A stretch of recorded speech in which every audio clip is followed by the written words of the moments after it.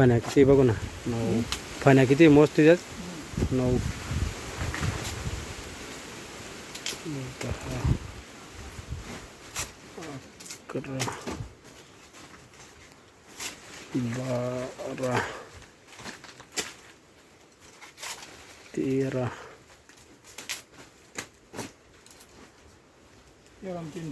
13 14 13 झाल्या खाली आहे ना 13 14 15 16 पण आहे ना 15 16 पण यायची